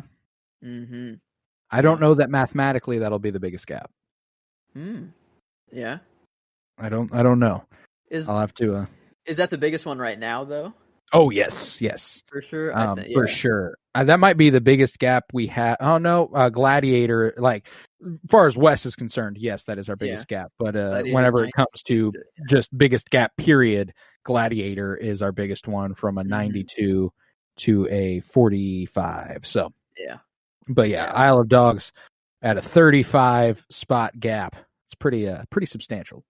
Pretty substantial. Oh no, I love the craft of it too. Like it's just I was just in awe, like the whole movie. Like the opening as well. Like it's just I don't know, not just like a 5-minute opening that doesn't really pertain to anything else, but I was just like, what the, like, how the, like, I don't know. It's just a whole different league of craft, in my opinion. Dude, it's so having good. To think of everything ahead of time, just all the, I don't know. I love his stop motion movies. And we'll get to his other movies. Isle of Dogs is so good, man. Bryan Cranston is brilliant. Liev Schreiber getting introduced into the Wes Anderson family there. Greta Gerwig has a role in that movie, which I absolutely love. I had Greta Gerwig as my favorite performance when we did the Wes Anderson Director Spotlight as the foreign exchange student. Jeff Goldblum, Bill Murray, Scarlett Johansson. Have you heard the rumor? Have you heard the rumor? Ed Norton has a great stop. When? Now? Why? Like that whole that whole interaction. I fucking love that shit. It's. I might fuck around and watch that movie tonight. Like now that we're talking about it, I might just go ahead and turn that on after. It's just special. I don't know. I just fell in love with it right away. I love dogs, so like it was already like up there. The stop motion of it was insane, and then it's Wes as well. And like I was already all in Wes at this time, like when we were covering him for the spotlight, and I don't know, it just kept climbing. Like his movies were just, it's insane what that man can do with some film. So good, so good. Yeah. I love that. But with that, I'm gonna go on to my second Scorsese movie of the whole shitteroo. Second of 3. This is actually where I have Goodfellas. Wow. I love Goodfellas. I do, and I wanted it to be higher, but I couldn't bring myself to raise it too much higher. Yeah, 1990, directed by Scorsese. I got Goodfellas here. Sorry, my connection is destroying me at the moment. But it said it was anyway. But yeah, Goodfellas, 43. Love De Niro in this. Probably one of my favorite De Niro roles. Ray Liotta is the beating heart of this movie. Without him, it doesn't really work. But my favorite performance is easily Lorraine Bracco as Karen Hill. She is fucking fantastic in this movie. And again, I think people just kind of, like, everyone knows Scorsese is such a good director, but I feel like it's we lose sight of just how good he is. It's kind of just like a given. It's like, yes, of course Scorsese is one of the best directors alive. You know, like of course he's just, but like then you take a step back and watch one of his movies and you go, oh my God, this man is so fucking good. You know, and this is just one of those examples. I wanted this movie to be higher. I just don't have the greatest time watching it. It is another one like The Dark Knight where it's like, oh, I just have to admire the craft of it, man. It's so damn good. It's so well done. And I love the narration. I love Joe Pesci in this movie. What do you think? I'm funny? Yeah, think I'm funny like a clown? Funny? Oh man, awkward! I'm here to amuse you.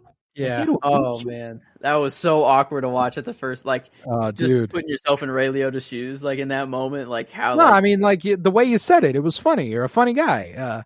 He's like, oh, I got you though. I got you. What do you think? He like pulls his gun out, puts it to his head. He's like, I'm just gonna. And like they're all laughing their asses off. And like, oh my God, what a fucking world to live in. When he shoots Christopher Moltisanti, like, just shoots him in the foot. He's like, I'm a good shot. What do you want? What do you want from me? I'm a good shot. Dude is a loose cannon.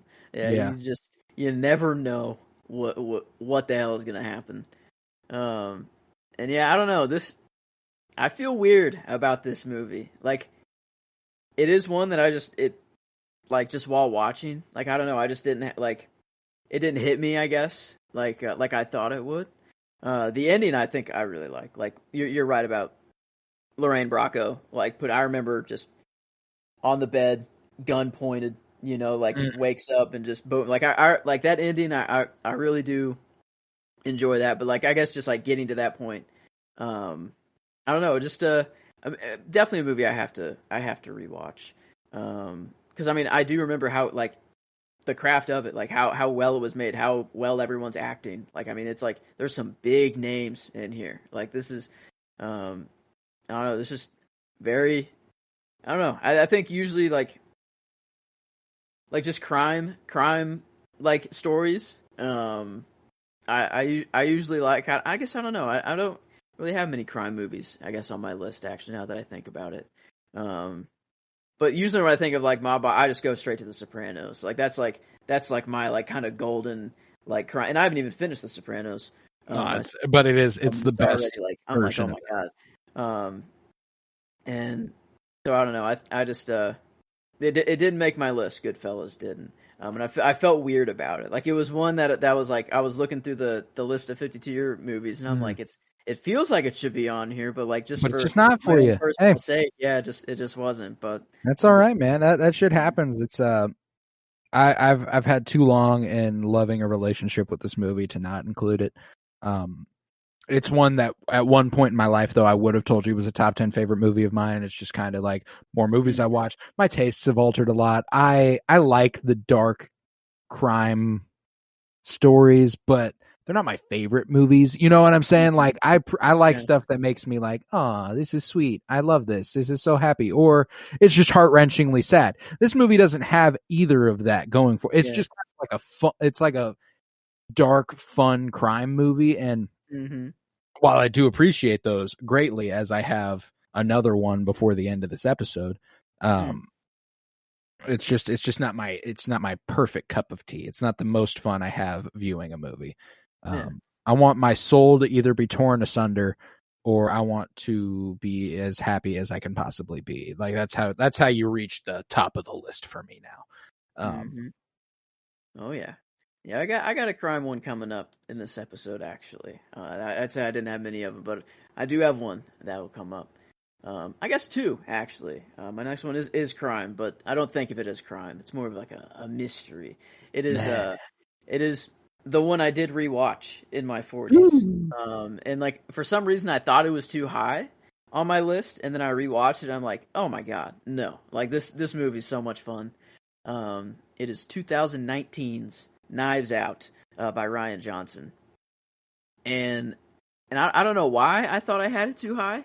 But like I remember just plopping it on my list, and I'm like I remember just having like such a fun time. It's like infinitely rewatchable. Like I think Glass Onion is maybe more rewatchable now after watching the first one. But I don't know. It's just such a like Benoit Blanc is such a good character, and I want him.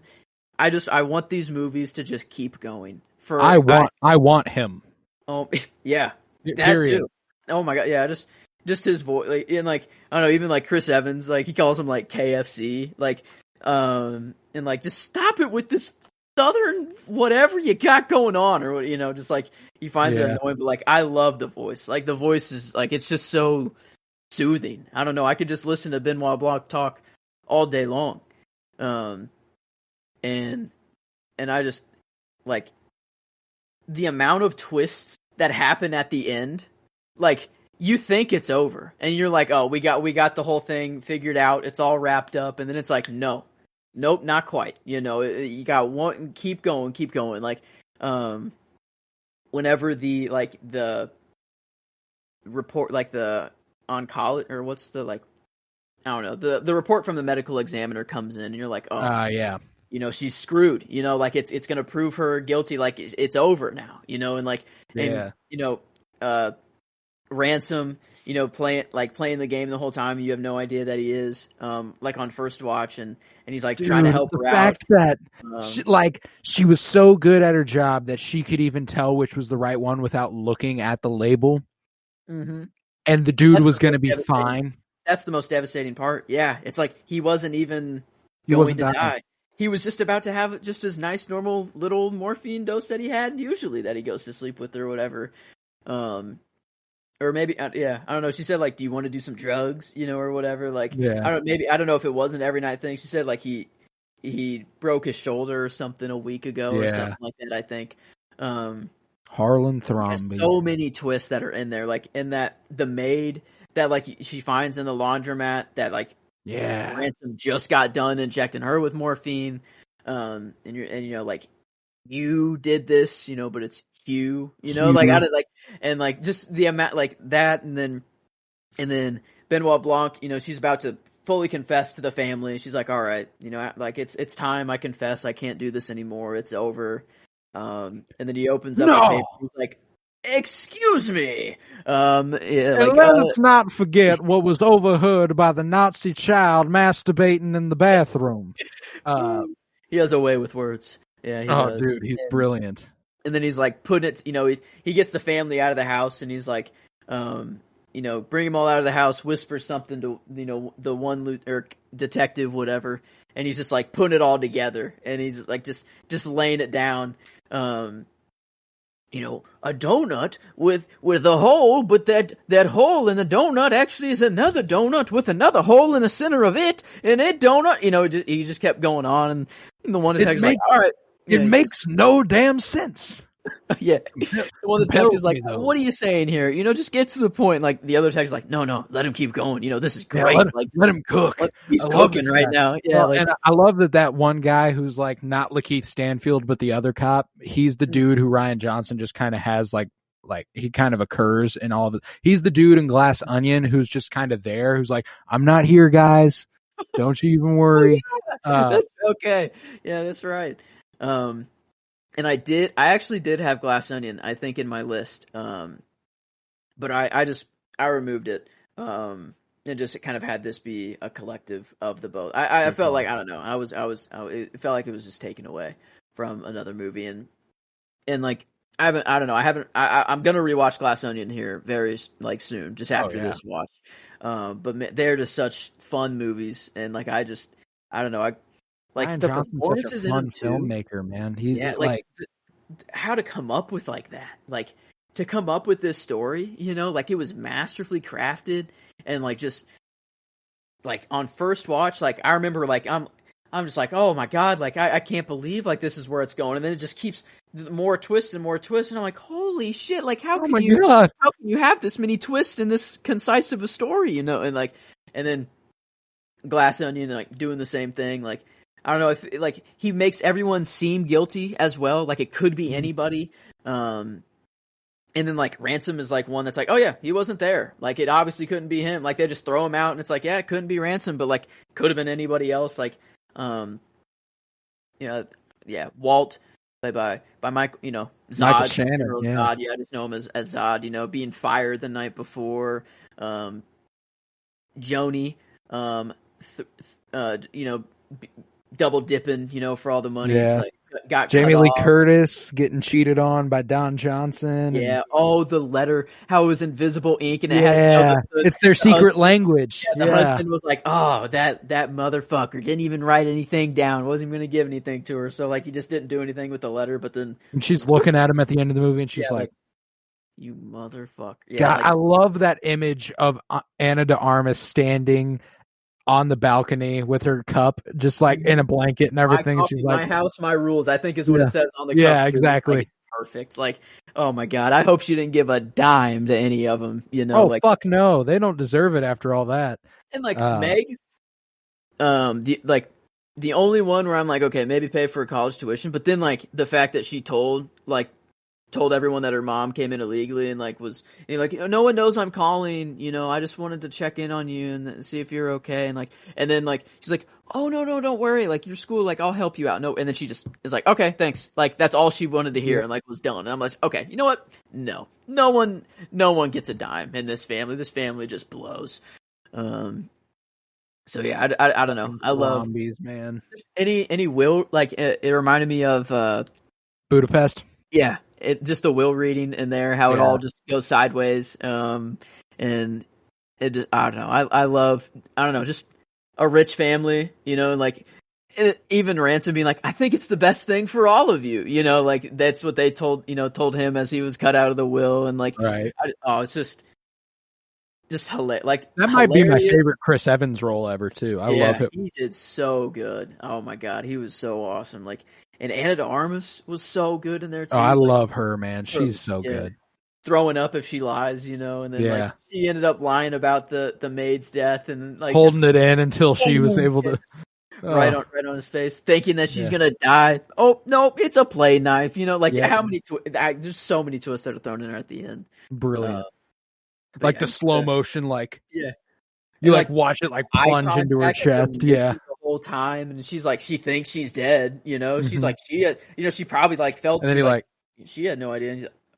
He's like, well, shit. Yeah, he's like, well, shit. And then like they get him and take him out. Oh yeah, it's just a phenomenal movie. And I hope Rian Johnson just makes these into as many of these as possible. Like I don't know, I absolutely love this kind of film, and it like Glass Onion, it really goes to show like how like it's the same kind of concept but a completely different movie. Like they are so unique, but kind of like the same thing. Like but the first watch it's always crazy, but then you watch it again and you notice all the little things and like that you didn't notice the first time, and you know where it's going, but it's still, I don't know, still amazing. I love Knives Out, and I don't know, Benoit Blanc, probably one of the best just character creations in our lifetime. Like like brand new character.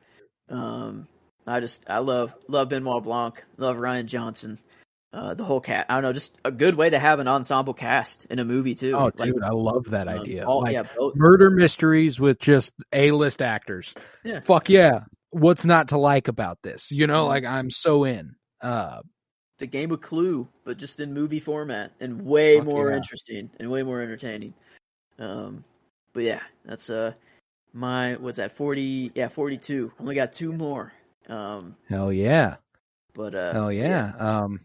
Nice. I'm going with my second crime movie for my Mhm. 42 in a row. This is where I have 1995's Heat, directed by Michael Mann. This is one with Al Pacino and Robert De Niro and Val Kilmer. I watched this for the first time not very long ago, and it was one that I immediately was like, well, this has to join the list. It's making a statement that with Goodfellas, a movie I have a very long relationship with. After one viewing of Heat, I can tell you pretty confidently I like it more. I think Michael Mann is a brilliant director with just a visual acuity that very few directors have. The man's got the eye, and the amount of shots in this movie, they're just like, oh man, that is fucking gorgeous. And then on top of that, you're getting a career performance from both De Niro and Al Pacino and Val Kilmer. Just a long crime saga where De Niro runs this like heist group. Basically, they steal shit. They go for big scores. That's the thing. They want the bigger score. And Al Pacino is the detective. Is this a one last job kind of movie? The one last job kind of movie, a worthy adversary kind of movie. You know, Al Pacino is the detective investigating Robert De Niro, but they like meet halfway through the movie and they just go sit down for a coffee and they have a conversation, and it's kind of like, I respect you, man. You're fucking good at what you do. In a different life, maybe we could have been homies, but now if it comes to it, I'll fucking kill you. You know, like it's got like, they've got this like just a brilliant rapport, and man, I love this movie. And another one that if I watched it a second time, there's no doubt this movie is fucking skyrocketing up the list. And it's not the last one of those for the episode. In fact, these last 3, 42, 41, and 40 are all one viewing movies. And if I watched them a second time, they'd go up, you know? And I love this one. And it's one of those, it's not the, oh, this makes me so happy. In fact, it has an ending that's rather sad. And it's not exactly what you want to happen, but it's something that you're like, yeah, that's the ending. You know, like that is how it should have ended. It's not how I wanted it to end, but it's probably how it should have ended. Fucking good, man. Like, Michael Mann is a great director, and I can't recommend his work enough. He's the one with, Adam Driver, that one coming up, Ferrari. Yeah. I don't know if you've heard about that. He's directing that. He's directing Ferrari with Adam Driver. He directed Thief with James Caan, another good movie. Did Collateral with Tom Cruise and Jamie Foxx, which I mentioned as an honorable mention a couple weeks back. Just super fucking good at what he does, man. I love Michael Mann, and I'm there for anything he does here on out. So, love me some Heat. That's my only Michael Mann movie on the list, but I love it. So, all right. I did say this episode I'd be making a statement. Yeah, I've been excited for that. What's going on here? It's the last 2. I guess it'll make more sense. It's a statement, I'd say, in how low it is, for one, but then the movie that comes right after it is more of the statement that I'm making. And it's a great movie. Everyone knows this movie as just one of the greatest of all time, I guess. And I like it. I mean, it is my 41. It is up there. But this is where I have The Godfather. 1972 by Francis Ford Coppola. And like I fully know, like this is, yeah, it's great. It's a great movie.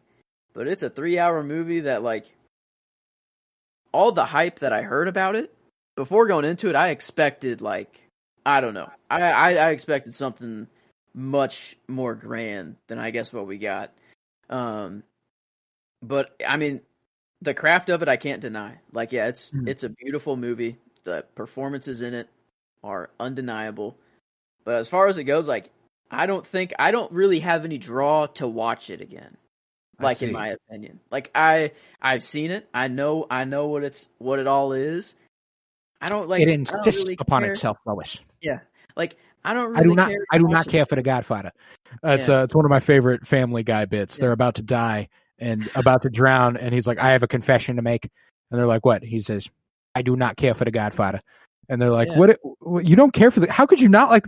It insists upon itself. It insists upon itself, Lois." Yeah, I don't know about. I mean, I don't know about that. I think that's more of as time goes on, people insist that it is such a good movie, so you hold it up to a higher level than it might be, maybe sort of thing. But as it came out, this is 72. I mean, it's got to be a pretty. I mean, as far as the organized crime stuff, this is the genre. This is what made it what it is.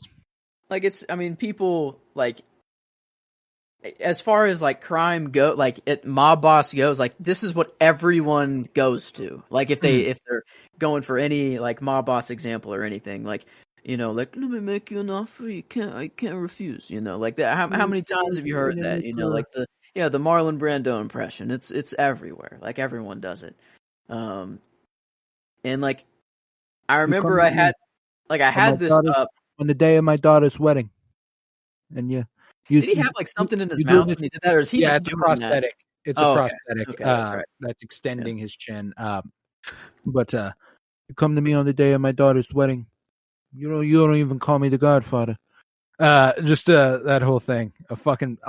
I love watching this movie, and it's actually I don't have it much higher. I don't. It's at all. We're in a similar situation we were with Jaws, where it's right around the corner for me. But bad, I guess for how low it is, but I don't know. That makes me know exactly what your 40 is. I know exactly what your 40 is. After this statement to be made. No, because your 40 is my 41. No way.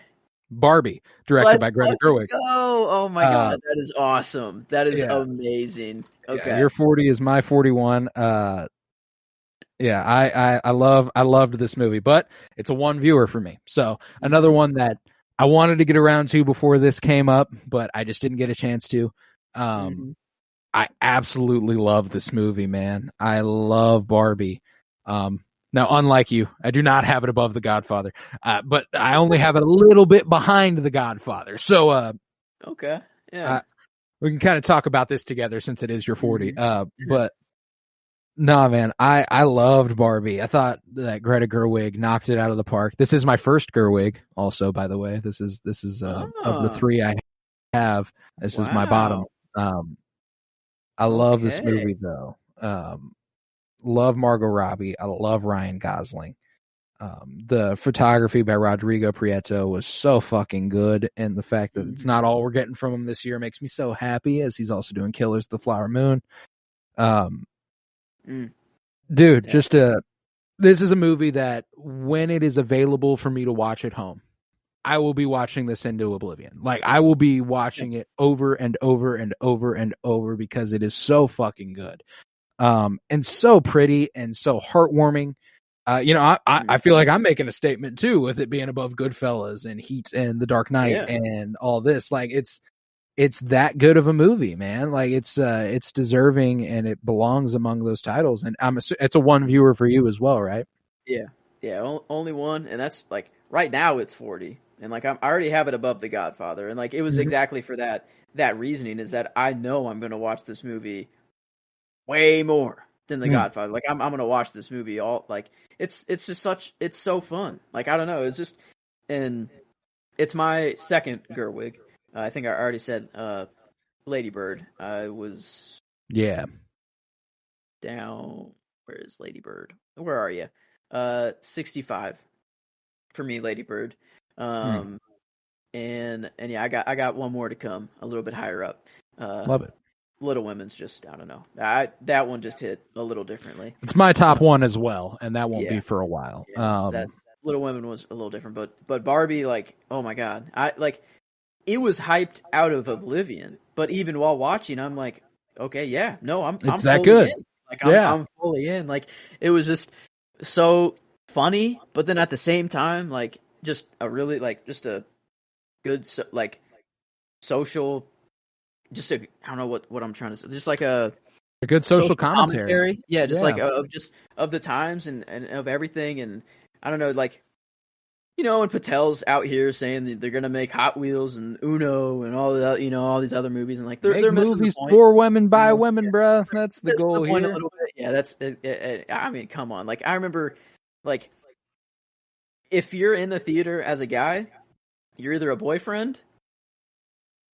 Or I don't know. I mean, like, it's not to say that guys can't enjoy this movie. Cool as fuck. That's you're you know, it's one way or the other.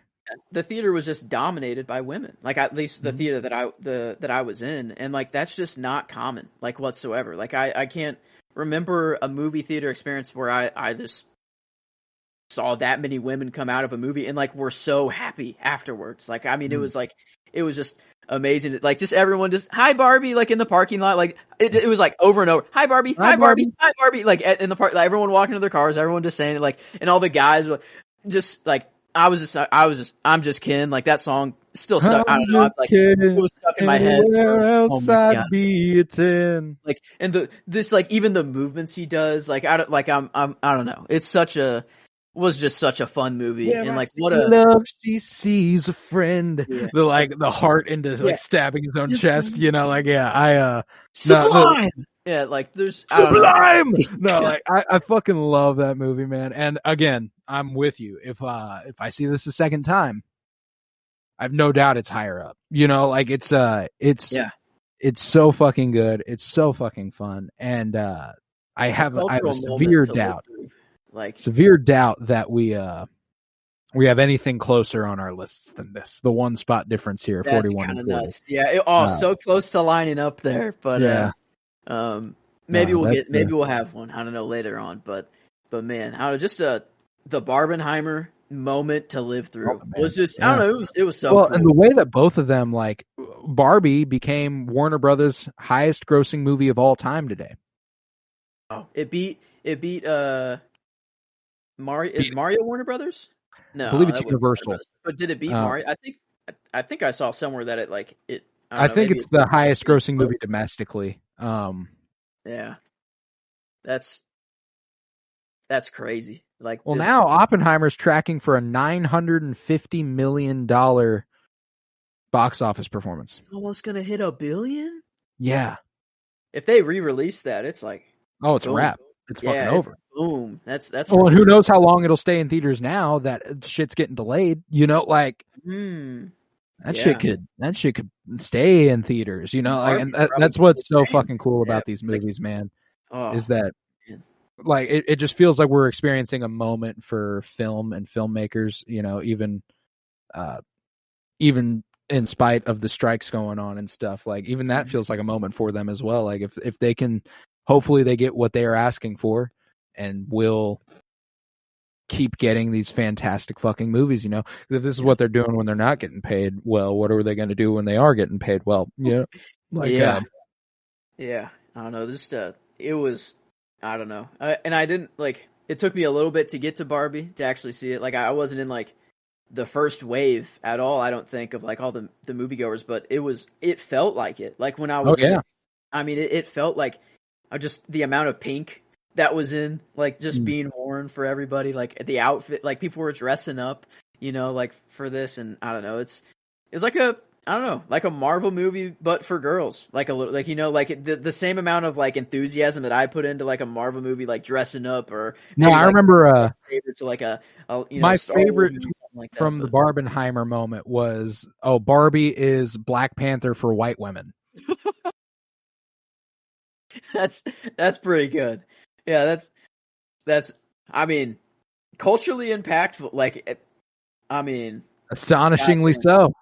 Goddamn. Yeah. I mean, it was incredible. Like I don't know. can't wait to watch it again, man. I don't know what I was expecting at all. Like but it just kept getting funnier and like was just so beautiful, like visually as well. Like just seeing like and like the narrator coming in every now and then, like if you play with Barbie, you know, you lift her and you put her where you want, and like she just flies off her roof, gets in her car. Like I just Michael Cera, you know, just Alan, you know, love Alan, you know, Alan was nice. The war, you know, that the Ken war that happened was just a huge distraction. You know, during the I'm Just Ken number, by the way, which makes it even better. Yeah. No, yeah. I mean, just Greta Gerwig was clearly having the time of her life making that movie, man. And that's more than anything what I'm so happy with, because I mean, I adore Greta Gerwig, and this is third of my top 3 Greta Gerwig movies, and it's the most successful film directed by a woman of all time. It's about to be Warner Brothers' most successful movie, period. Like that's she deserves all that success. She's fantastic, you know, and that makes me so happy. Whatever she's doing next, like I hope it's like some like her own, you know, sort of thing. Like if it is another franchise or something like IP like that's known, like she's still gonna kill it. Like I'm still gonna watch it no matter what. Well, she's got the juice now to the point where I will actually watch Narnia. That's what she's. Oh, that is her next thing, isn't it? She's at least signed on with Netflix to do something there. I don't know if it's her next thing necessarily, but okay. Like if that's like I've never watched any of the Narnia movies. I will absolutely tune in for that if Greta's at the helm, you know, like that's the shit. I'll watch the shit out of that, you know, and I think she's earned that, you know. I think she's earned that sort of faith, and making it's not the IPs themselves that lend themselves to bad movies. It's the corporations pumping them out that end up affecting how good they can be, you know, like if you attach fantastic filmmakers to an IP film, it can be fucking good. You know, like that's just the case. You know, I was astonished today to learn the directors of the first 3 movies in the Alien franchise. Aliens, and Aliens 3. Ridley Scott, James Cameron, David Fincher. Okay. Imagine if we were giving IP movies to people like that. Like, and I know that people like that don't really want IP movies anymore, and that's like part of the balance there. But like, we don't have like, it's not IPs that make the movies bad. It's the effects they have beyond the movies themselves. You know, like even in the movie itself, Patel is the worst part of the movie. Like it's like Mattel, yeah. I think I've been saying Patel the whole time. Actually, I didn't catch it till just now. If I have been saying it, but yeah, Mattel. It's like that's just kind of like, it's you know, whatever. Part of the movie. It's like I guess they needed to be there.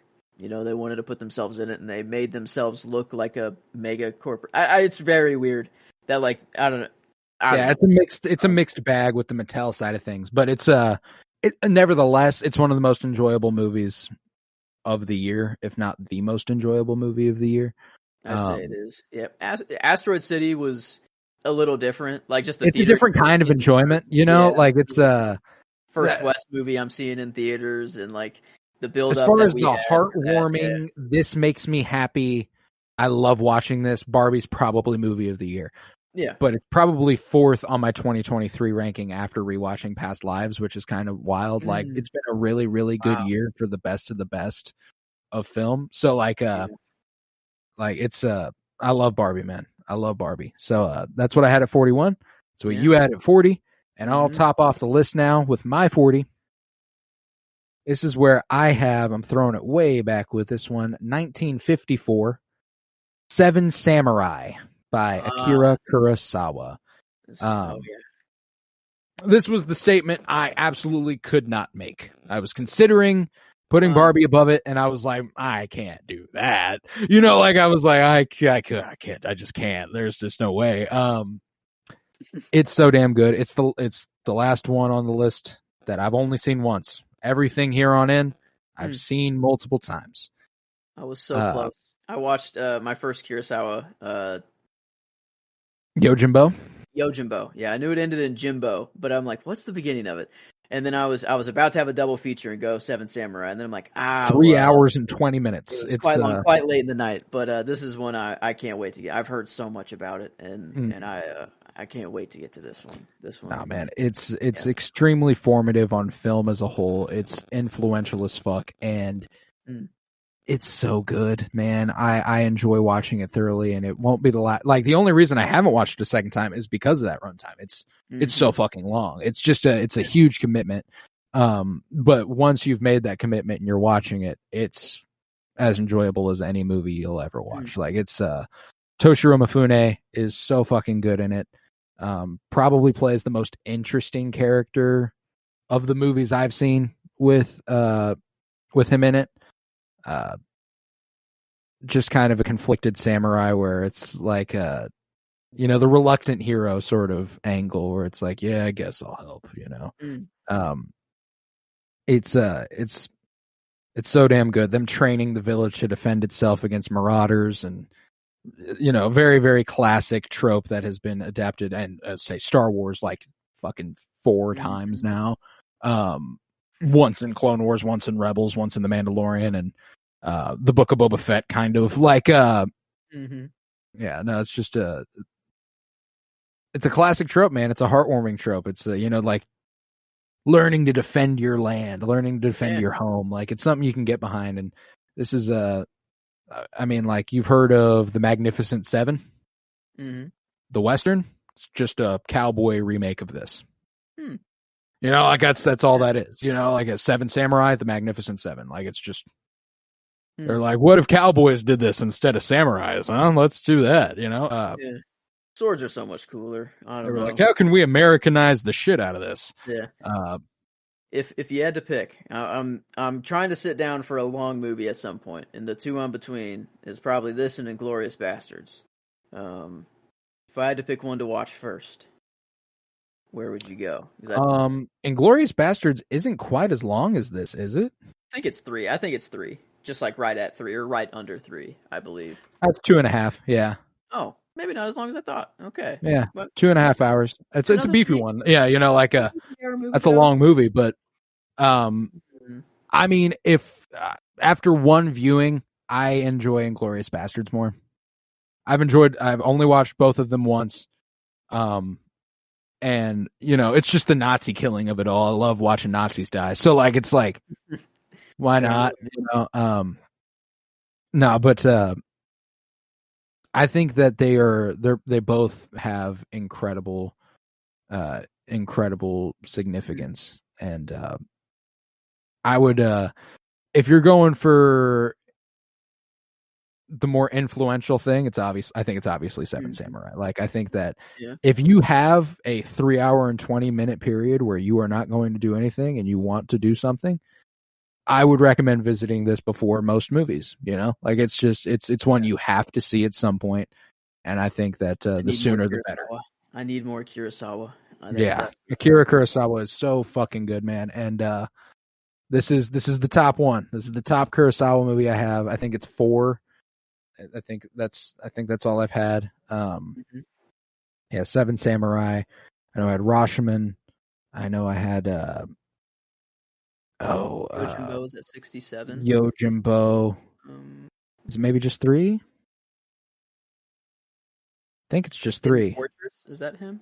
Oh yeah, Hidden Fortress. There it is. Okay. Yep. So 4. This is my 4th Kurosawa movie. 4th and final. And but man, he's got a great catalog. His first movie, Sanshiro Sagata, is so fucking good. He shows those flashes of the filmmaker he'll eventually become and stuff, but it's one of those crazy ones where it's only like an hour and 40 minutes, and it's because it's a restoration from like 1930 something that is, or maybe 1940. That's like, there's a chunk of the film that's just lost. Like oh damn. But the story is still cohesive with just what they have. But like, there's just it's gone. We don't know where the fuck it might be.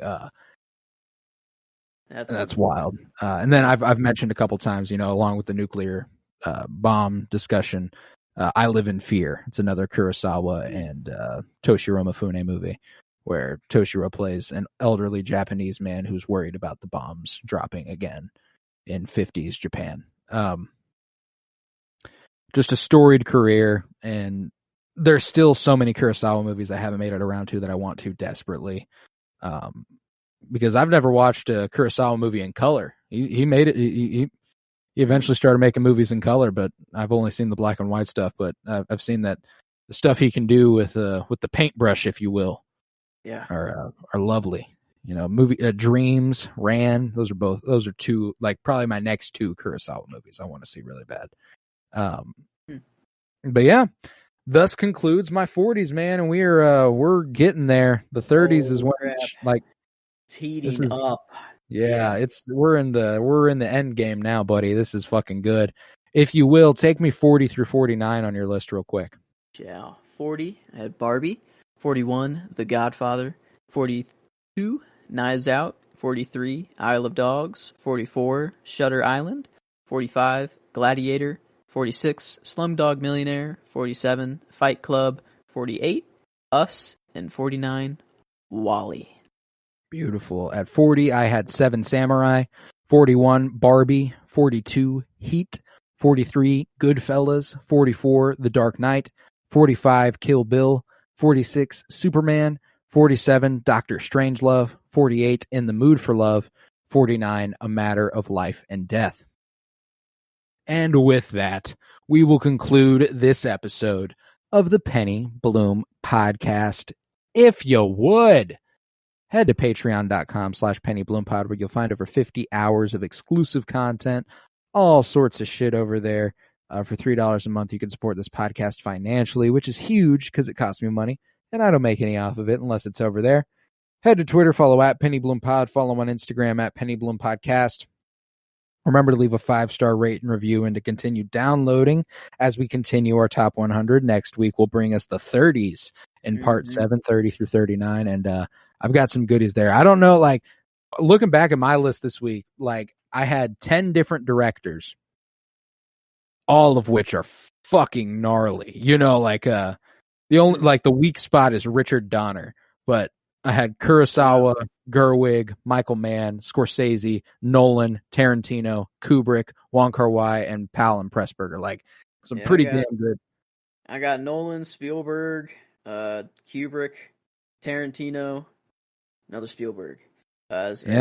Some big ones that I know off the top of my head. Next week though, I'm getting into the Peele. You know, I'm getting to the Spielberg. I'm getting to some Scorsese. I got some goodies. Got some goodies next week for us. So I'm looking forward to it. This Friday we continue our comic book movie journey through film with Superman 2, the Richard Donner cut. I'm so very, very excited for that. And then we continue Winter is Blooming, a Game of Thrones rewatch podcast next Monday with season 5, episode 4. Remember to stand in solidarity with the SAG-AFTRA and WGA and their struggle against the studios. Like I said before, they're putting in time, they're putting in work, and they deserve to be paid for that work. And there's no real two ways about it. If you disagree, you kind of fucking suck. Bottom line, you live, Bob Iger. We know where you're at, Zaslav. Don't make me Miles Buttress you. Yeah. We've threatened to burn down the studios a couple of times, but now I don't know. It's seeming a little more becoming more real than it ever has. No, I'm just kidding. I won't take it there unless revolution is imminent. In which case, Scooby-Doo will rise. Oh, supreme. Yeah. Of course. As always. If it hasn't already. Just a shit ton of inside jokes there at the end of the episode that new listeners will not get. Yeah, with that, I was Colton Robertson. I was joined by Joseph George. Thank you very much, homie. Oh, thank you for having me. It's always a pleasure to be here. Oh, and it's always a pleasure to have you. And remember, peace, love, and bloom. And bye, Barbie.